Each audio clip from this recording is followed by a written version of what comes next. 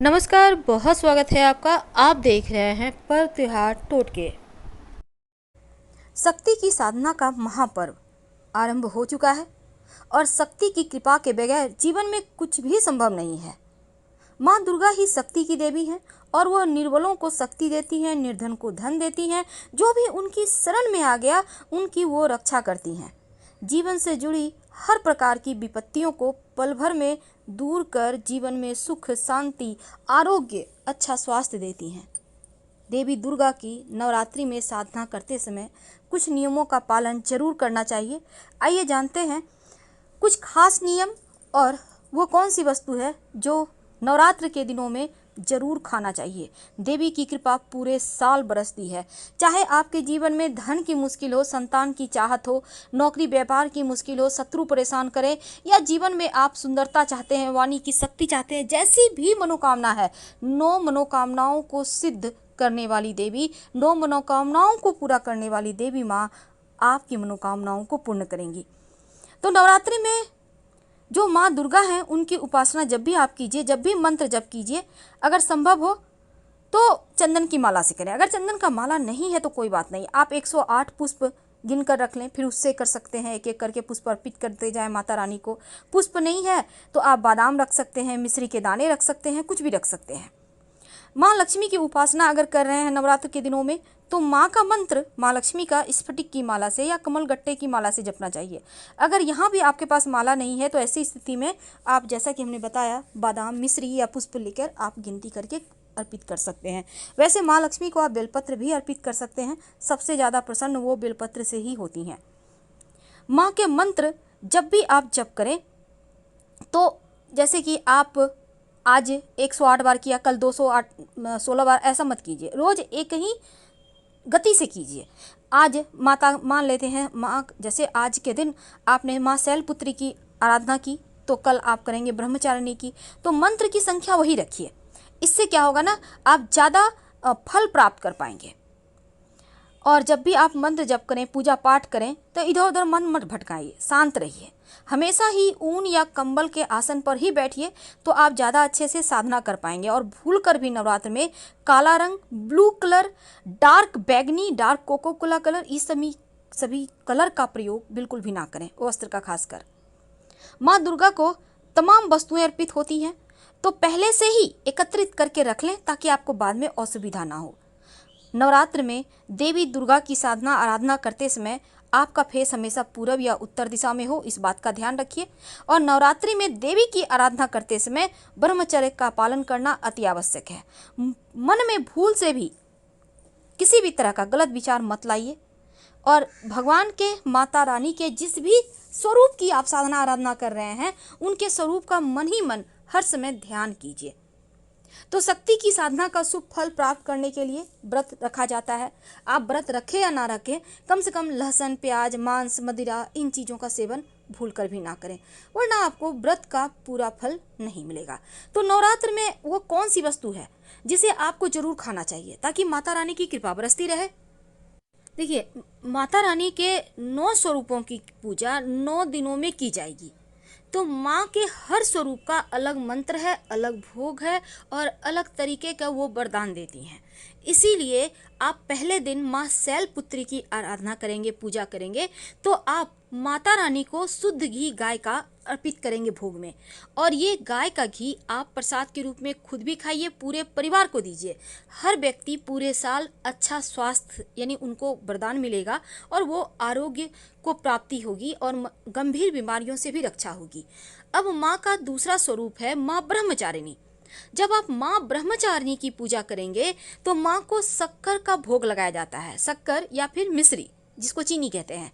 तो आप भोग लगाने के बाद प्रसाद के रूप में पूरे घर परिवार के साथ खाइए। आप सभी का आयु बढ़ेगा और स्वास्थ्य भी उत्तम रहेगा, आरोग्य प्राप्त होगा, लंबी आयु प्राप्त करेंगे। नवरात्र के तीसरे दिन माँ चंद्रघंटा की पूजा होती है। तो इस दिन माँ को दूध या दूध से बनी चीज़ें अर्पित की जाती है। दूध आप चाहें तो गाय का कच्चा दूध आप एक कटोरी में, चांदी की कटोरी में या कोई भी कटोरी आपके पास है, तो माँ को भोग लगाइए, फिर प्रसाद के रूप में खाइए। या आप दूध से बनी हुई कोई भी मिठाई माँ को भोग लगा सकते हैं और प्रसाद के रूप में खाइए। आप दान भी कर सकते हैं थोड़ा सा मिठाई।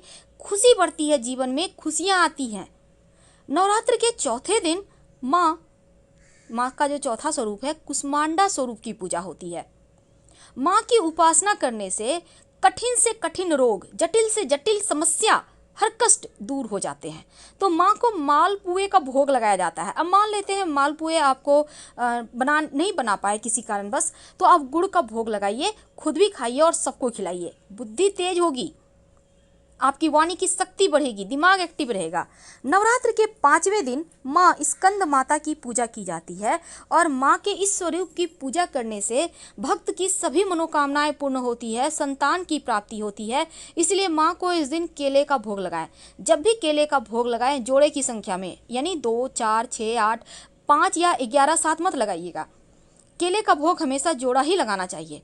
और अगर गुरु कमजोर है तो आप केला दान भी कर सकते हैं। नवरात्र के छठे दिन देवी कात्यायनी की आराधना की जाती है और उनकी पूजा करने से अर्थ काम मोक्ष की प्राप्ति होती है। माँ को शहद का भोग लगाया जाता है। अगर आपके घर में चांदी का बर्तन है तो उसी में रखकर शहद का भोग लगाइए और पूरे परिवार के साथ खाइए।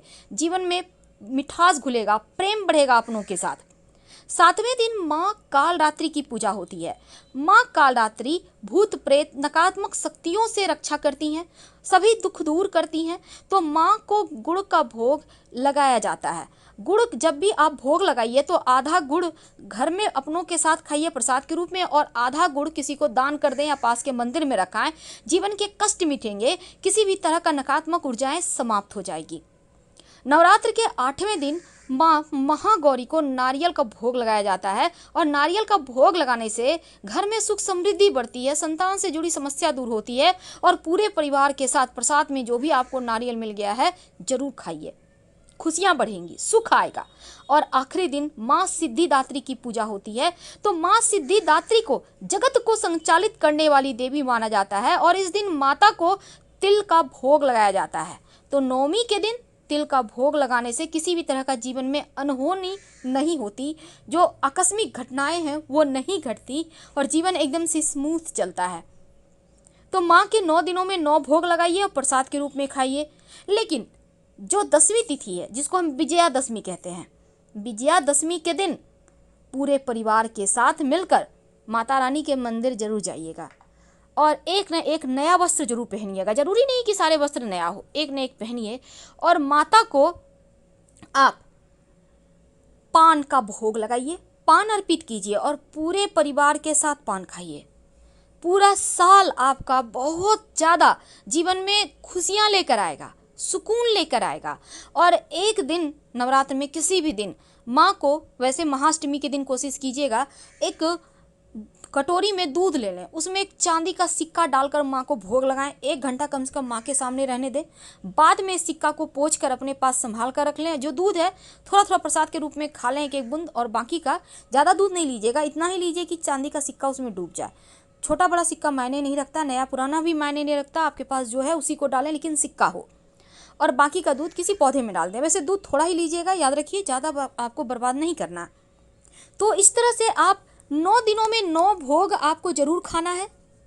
घर में पूजा पाठ करें, नहीं मान लीजिए किसी कारणवश घर में पूजा नहीं हो पा रहा तो आप कहीं से भी प्रसाद की व्यवस्था करें और खाइए। और साथ ही नवरात्र के 9 के 9 दिन पान मत खाइएगा, 10वीं तिथि को खाना है। और साथ ही 2 लौंग माता रानी को नियमित रूप से अर्पित करें और प्रसाद के रूप में खाएं। शत्रु विरोधी शांत रहेंगे, हर तंत्र क्रियाओं से रक्षा होगी। नवरात्र के दिनों में कुछ ऐसी चीज़ें हैं जो बिल्कुल भी नहीं खानी चाहिए। तो उनमें से क्या नहीं खाना चाहिए, चलिए हम जानते हैं। सबसे पहली चीज़ है, तामसिक चीज़ तो लोग नहीं ही खाते हैं, साथ ही उसमें लहसुन प्याज भी शामिल है, यानी लहसुन प्याज का सेवन भी ना करें।